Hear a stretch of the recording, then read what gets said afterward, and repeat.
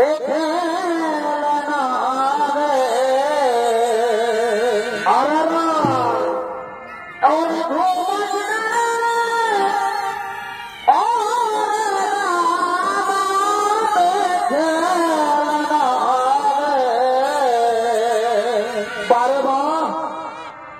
আজ হলো কি হলো আসি কদলের বনে বার ভাই আজ হলো আসি খেলাদাতা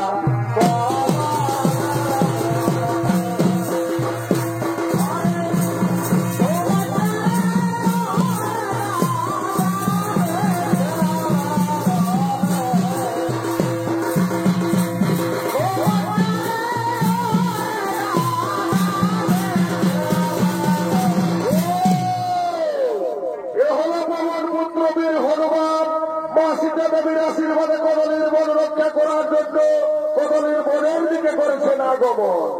আর এতক্ষণে হনুমানের ভূমিকায় সনিত্য পরিবেশন করে দেখাবেন এনে হলেন স্বর্গীয় ওস্তাদ বিভূতি সিং সর্দারের বড় দাদার বড় ছেলে গণেশ সিং সর্দার।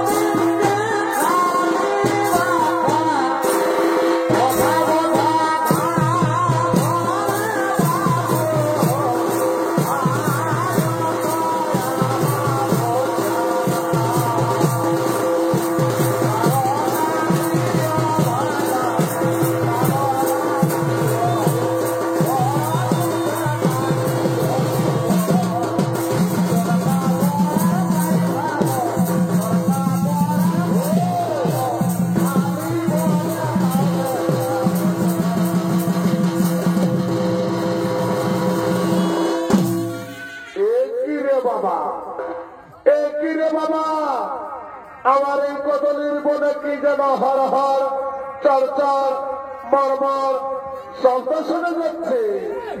তবে কি আমার কদলীর বনে কোন বীর পুরুষ প্রবেশ করেছে? ও আমি বুঝতে পেরেছি, আমার এই কদলীর বন দিয়ে পার হয়ে যাচ্ছে ভীমসেন মানস সরোবরে। ঠিক আছে ঠিক আছে, আমি আমার লেজকে বিস্তার করে বসে থাকবো এই বনের প্রথম আধারে। দেখি দেখি ভীমসেন কিভাবে পার হয়ে যায় মানস সরোবরে।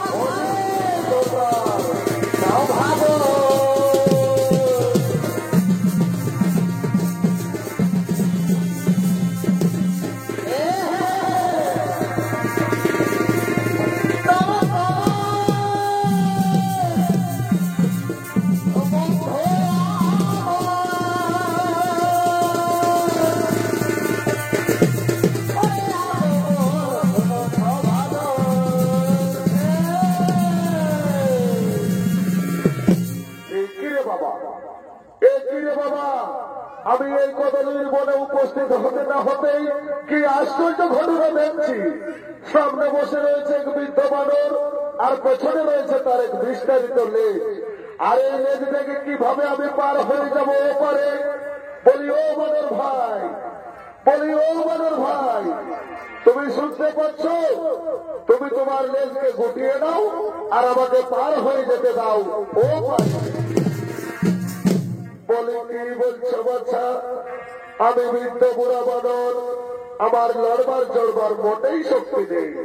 তবে তুমি যদি পারো তাহলে তুমি আমার লেজ রেখে পার হয়ে যাও ও পারে। না না বানর, তা কখনো হতে পারে না। বানর হলে তো তুমি জীব, তাই বলে যন্ত্রে জীব তন্ত্রে শিব, ঘটলে ঘটে নারায়ণ। তাই বলছি বানর, তুমি তোমার লেজকে সরিয়ে নাও আর আমাকে পার হয়ে যেতে দাও ও পারে। বললাম তো বাচ্চা, বললাম তো বাচ্চা, আমি বৃদ্ধ বুড়া বানর, আমার জীর্ণ শীর্ণ শরীর, আমার লড়বার চড়বার মোটেই শক্তি নেই। তবে তুমি যদি পারো তাহলে তুমি আমার লেজ সরিয়ে পার হয়ে যাও ও পারে। ঠিক আছে, ঠিক আছে বানর, যদি তোমার তাই ইচ্ছা তাহলে তোমার লেজ সরাবার জন্য আমার পা হস্তই যথেষ্ট।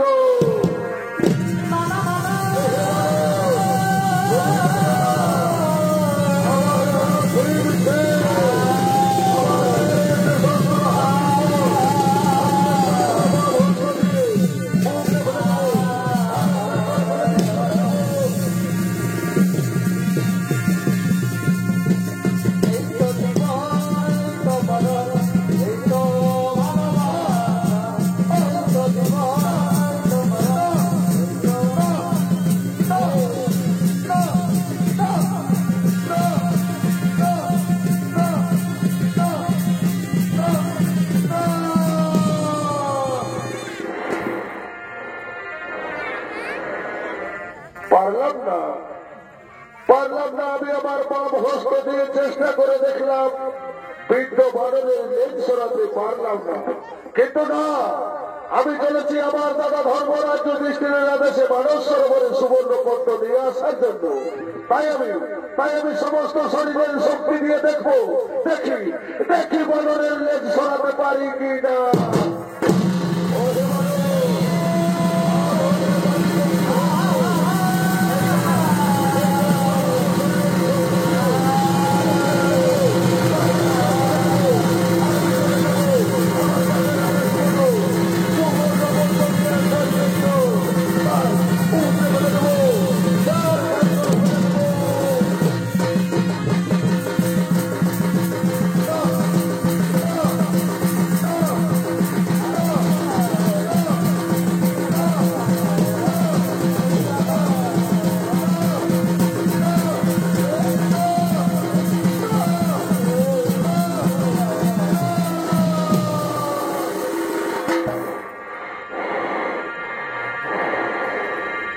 পারলাম না।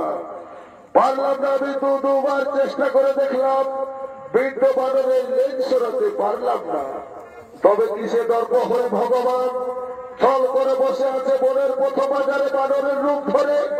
বলি ওঠে বানর, বলি ওঠে বানর, কিবা নাম, কোথায় ধাম, সম্মুখে দাও তুমি তোমার পরিচয়। বলবো বলবো বাচ্চা, নিশ্চয়ই বলবো। তবে আগে দাও তব পরিচয়, পরে দেব মম পরিচয়। ও ঠিক আছে বানর, তাহলে শোনো আমার পরিচয়। সূর্য বংশে জন্ম মোর, পিতা পবন।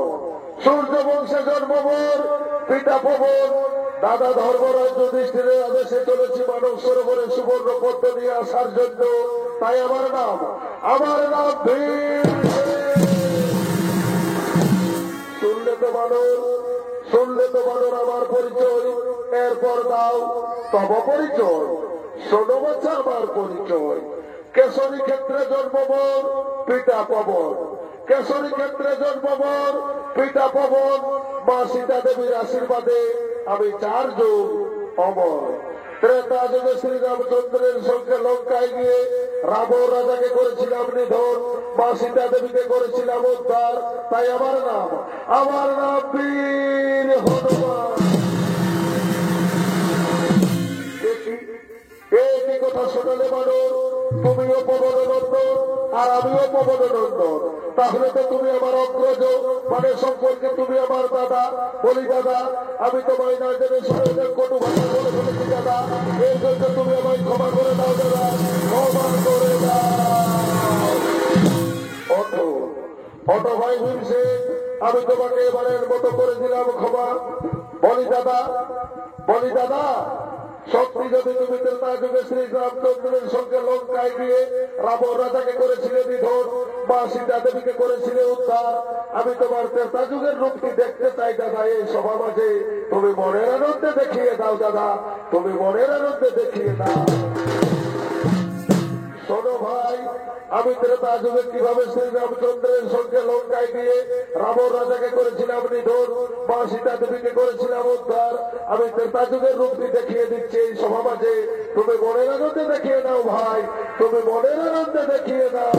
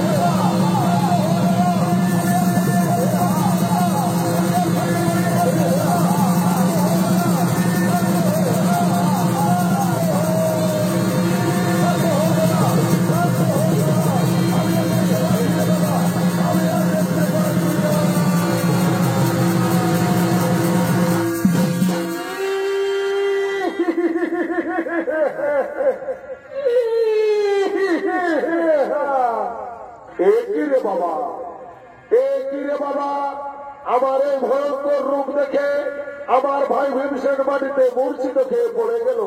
না, আমি আর এই রূপ রাখিব না, আমি পুনরায় পূর্ব রূপ করিব ধারণ।